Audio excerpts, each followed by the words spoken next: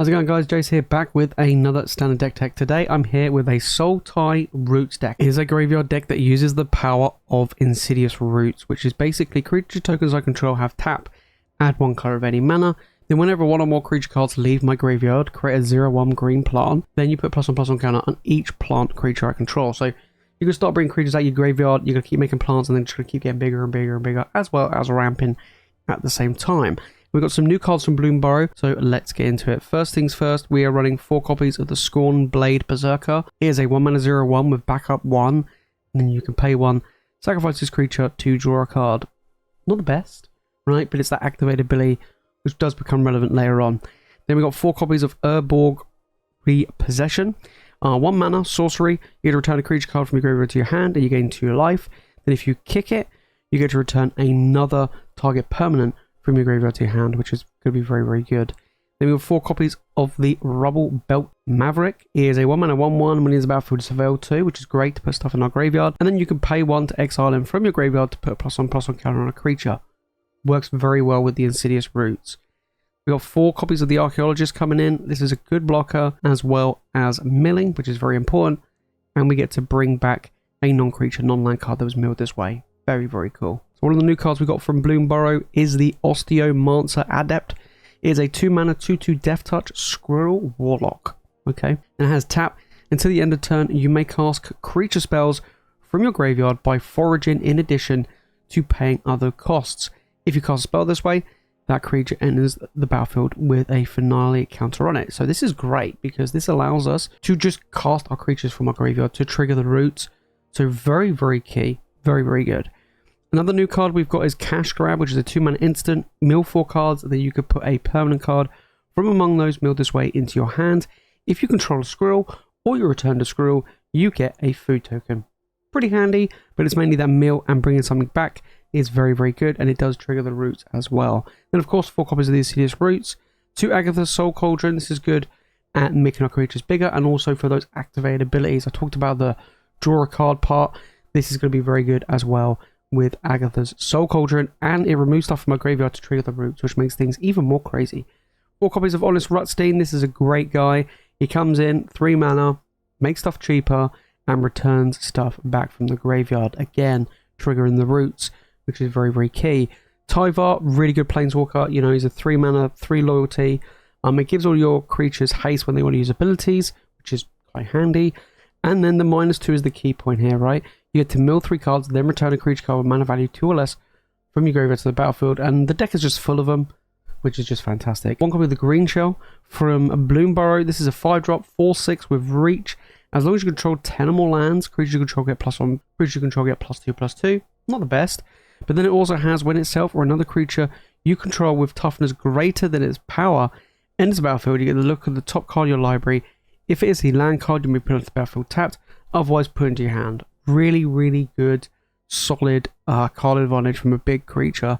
Then the lands, we've just got a bunch of dual lands, a couple of basics. We've also got Restless Cottage to rumble in there and get some damage in. But then we also have 1 copy of the Fountainport, which allows us to sacrifice creatures, which allows us to sacrifice tokens to draw cards, and it allows us to create treasures and make tokens. So it kind of does it all. In the sideboard, we've got Duress against control and domain, Tear Asunder against artifacts and charms, or pretty much anything really. Sheoldred in the grindier matchups. Go for the throat for that better removal. Then we actually have Season of Loss, which is a 5 mana sorcery. And you get to choose 5 different things, different modes. Each player sacrifices a creature. Great, because I don't really care about my own. Draw a card for each creature you control that died this turn. Again, very, very useful, especially if you go, right, all of us sacrifice 3 creatures, and then I get to draw 3 cards. Very, very good.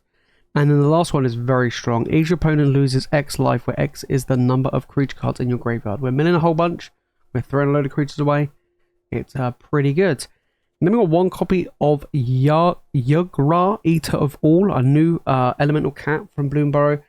This is going to be pretty good against decks that don't really have creatures. Like, if you're playing against, like, control style deck, or anything, if they don't have board sweepers, they're going to have a really bad time dealing with this guy, right? Because he has ward, sacrifice of food, but he turns creatures into food. Well, if they're not playing food, if they're not playing creatures or food, then it doesn't matter. He's going to be getting in there and dealing a lot of damage. And it's like whenever a food is put into your graveyard from the battlefield, you get to put 2 +1/+1 counters on him. So Very, very cool. And then 1 copy of the Rottenmouth Viper. I think this is going to be very good in the more grindier matchups where you just want a way to just take over the game. This is a 6-drop, 6/6, good stats. As additional cost to cast a spell, you may sacrifice any number of non-land permanents. This spell costs 1 colorless less to cast for each permanent sacrifice this way. I've got a load of tokens, I've got a load of stuff, you just sacrifice them all. And then when it enters the battlefield or attacks, you get to put a blight counter on it. Then, for each blight counter it has on it, each opponent loses 4 life unless they sacrifice a non-land permanent or discard a card. If you want to give this deck a try, guys, the deck list will be in the description below. We can play a best of 3 standard game. Let's get it. Alright, going first. Yeah, keep. Got lands I need. Got the Archaeologist. And we'll go from there. Should be pretty good. Alright, start things off with the Restless Cottage. Let's see what I'm up against. My opponent's mulliganed, which is pretty good for me. Land, pay the Archaeologist. Anything good? No. What did I mill? Just some terrible cards.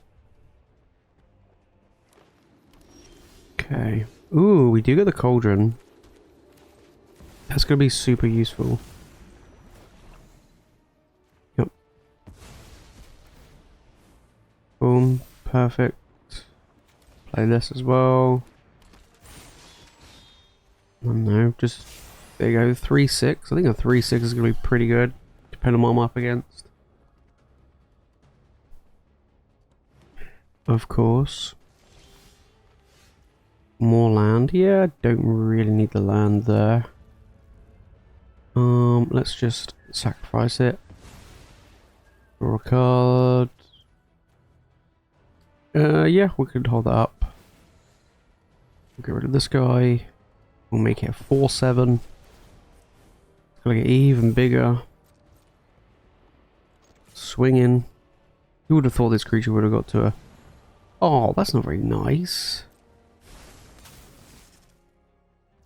Alright. Sacrifice it, draw a card. Yeah, I think we'll just do this now. Bring it back, here we go. Okay.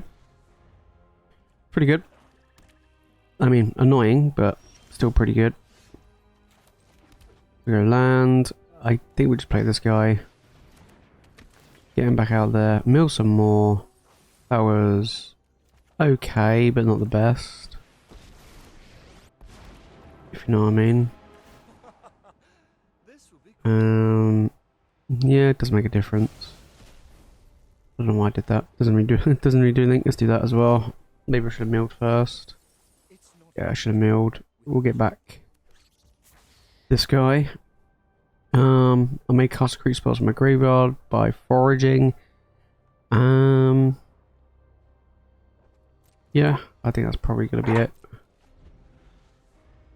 Okay, let's see what we can keep doing here. We've got the cash grab, so we can always just mill Virtual Persistence. Sure. Kind of a weird one to Virtue there, but alright. Bramble Familiar. That's fine. Alright. That is pretty trash. And we'll play this guy. I'll just get rid of 3 land. Doesn't make a difference. There we go.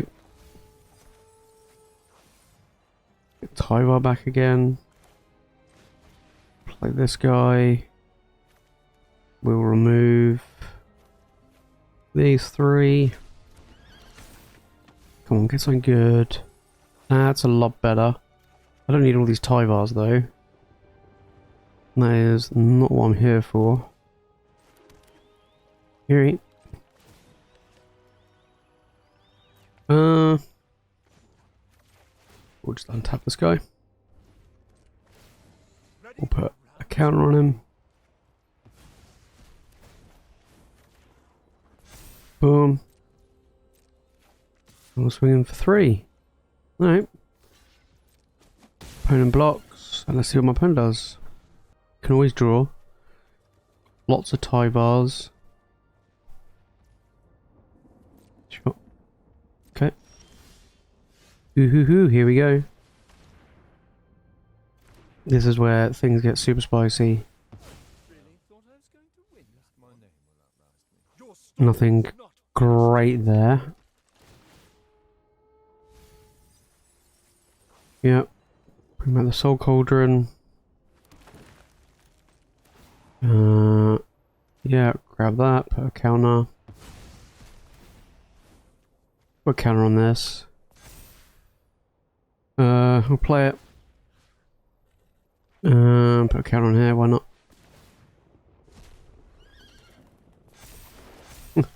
Just literally all the value. Boom. Puts on 14. Last turn. Triple Tyvar. That's going to be pretty good. Alright, GG's. They didn't hit their lands by the looks of it. So I'm against, like, I don't know, a control deck? Something like that. I think we'll bring in Duress. I think Duress is going to be pretty good against this type of deck. Tear Asunder is going to be pretty good. Sheoldred might be okay. I think we'll take out... the Adept was really good. I don't really know. All of these cards are obviously very good. Rutstein's going to be very good as well. I think we'll bring in Sheoldred. I think Sheoldred's going to be pretty sweet. I also feel like this is going to be pretty good as well. But, not too sure. Could bring in this as well. So, what are we going to take out? 9 cards to take out.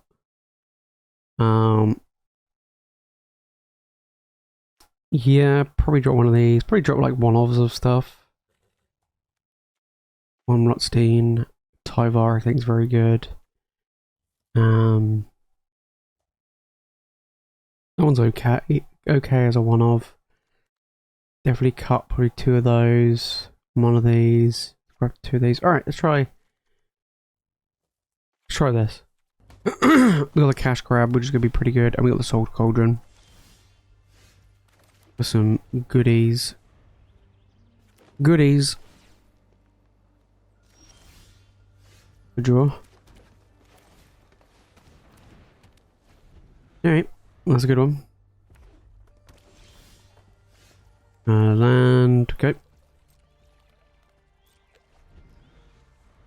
Absolutely. Nothing, alright. Go with a good old cash grab. Yep. This is all pretty good. I gotta get rid of it. Carnosaur. Interesting. Alright. Just slam a Sheoldred, I guess. Can't go wrong with a good old Sheoldred. Wow, nothing. Okay. Play this. Hold up the cash grab. And swing in, I think. To kill my little squirrel. No, alright. Rumble in. Yeah, we'll play the Cauldron. Why not? We'll just remove Carnosaur.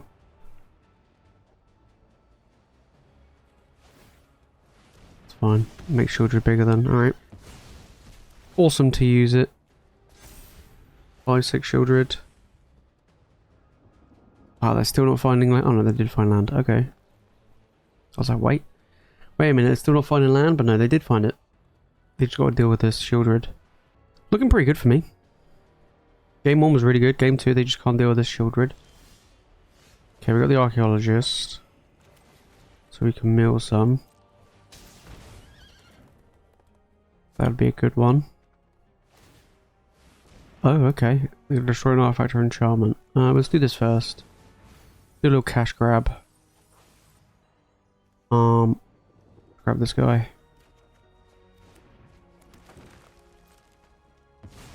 Well, maybe could have used it, but... Okay, they're on 10. They are on 10. Okay. Get rid of the Carnosaur. Make Sheoldred even bigger. I could make Sheoldred a 7. Let's just do it. Going all in on the Shelly. Alright, opponent, you're on 3. You're down to 1. GG's. There we go, managed to take that one down. I was getting to like some sort of ramp list. It looked like maybe a control deck. But overall, this deck does very, very well. I mean, as soon as you get the roots out, things go super crazy. But even then, Sheoldred just ran away with the game. Just buffed up a giant Sheoldred and just take over the game that way. But game 1 really showed the power of the roots and the recursion. You can keep bringing these back. So it is a pretty fun deck. If you do want to give this deck a try, guys, deck list will be in the description below. If it's fun to the video and you've enjoyed it, make sure to smash the like button and make sure to subscribe for more Magic content. But that is it from me, guys, in today's video. Thank you so much for watching, and I'll see you in the next one.